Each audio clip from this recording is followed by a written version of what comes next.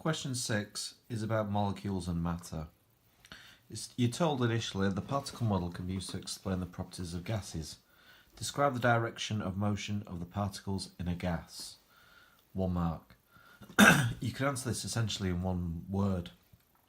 The motion of the particles in a gas is random, and that would be sufficient. 6.2. Explain why heating a gas increases the average speed of the gas particles. 3 marks. So there's 3 things essentially to say about this, and it's best to think about it in a logical order. If we supply energy to a system, i.e. by heating it, what we end up doing is increasing the temperature. So first thing to note, heating increases the temperature.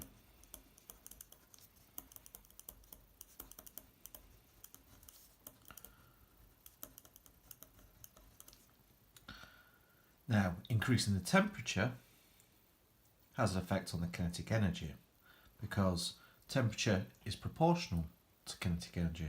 Temperature goes up, kinetic energy goes up, and that would get you your 2nd mark. So temperature is proportional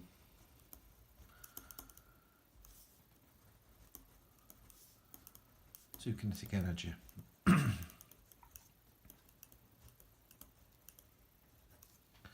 The final mark is for basically saying, well, if the kinetic energy increases, the speed must increase.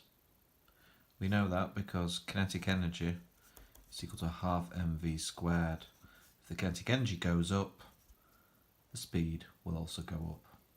So for the final mark, if kinetic energy increases,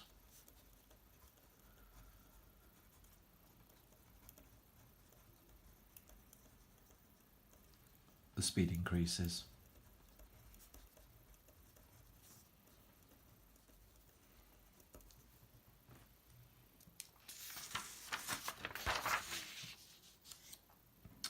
(6.3) tells you that water can exist as either a liquid or a gas at 100 degrees centigrade. And you need to explain why a mass of gaseous water at 100 degrees centigrade contains more energy than an equal mass of liquid water at 100 degrees centigrade. In terms of thinking about the answer to this question, you have to realise that in order to get a change of state from liquid to gas, energy must be put into that system to get that to happen. So as a result, gaseous water at 100 degrees will have far more energy contained within it than the water will. And so in order to get the 2 marks, the first mark will be for saying energy is needed to change the state.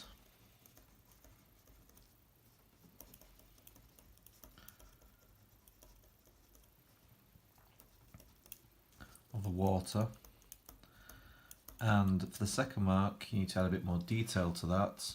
The energy is needed to change the state of the water.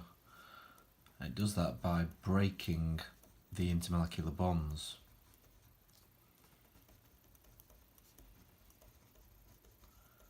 So that is why gaseous water will contain more energy than liquid water at the same temperature.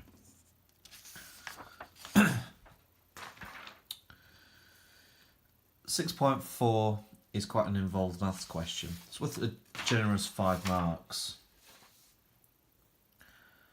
So, you are told water vapour is a gas. Gas changes states when they cool, and you're shown a picture of condensation on a bathroom mirror.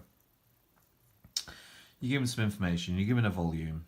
2.5 times 10 to the minus 5 metres cubed of condensation forms on that mirror.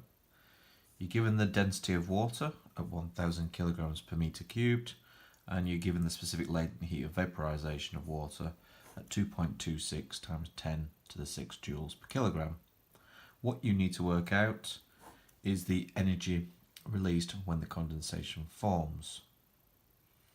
So at some point you are going to need the equation, which will be on your equation sheet, for specific latent heat, which is the energy is equal to the mass times by the specific latent heat. But we don't have the mass. However, we do have the volume and we do have the density. So, in order to work out the mass, we need to recall that density is equal to mass divided by volume, and if we rearrange that to make m the mass the subject, mass is equal to density rho times the volume. We've put in the numbers, so 1000 times by the volume we were given, 2.5 times 10 to the minus 5. That will get you an answer of 0.025 kilograms. And that will collect you several marks. However, we now need to work out the energy. So, we should now have enough information.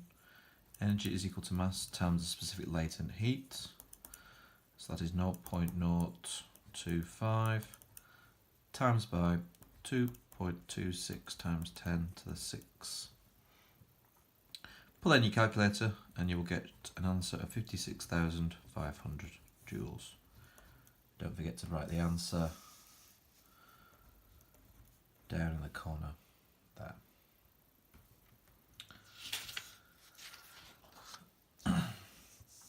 The final question is about condensing boilers. You're given a passage of information and you have to decide on giving some arguments, some points in favour of condensing boilers compared to older non-condensing boilers.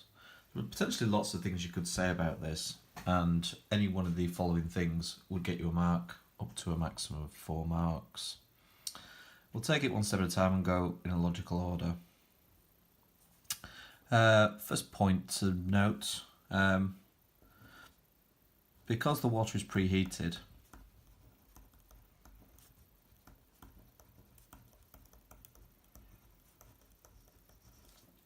then the change in temperature of the water is less.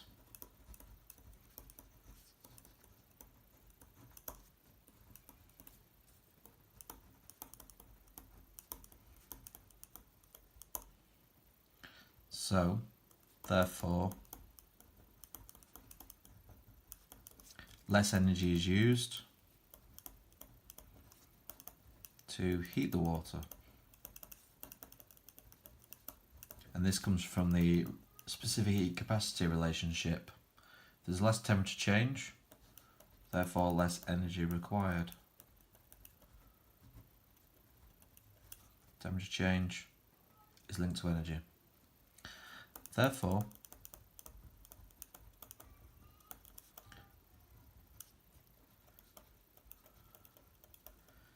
it's more efficient because there is less energy wasted.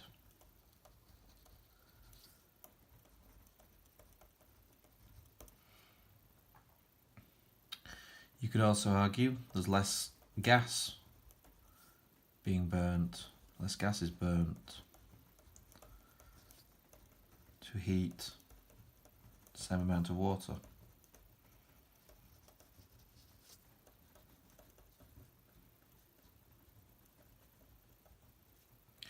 You could also say, therefore, that means there's less waste gas,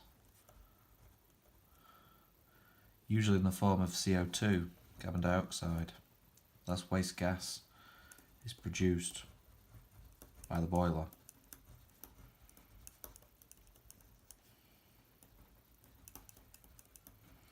Final point you could say, based upon that, if you're burning less gas, you're essentially saving money. It's cheaper to run.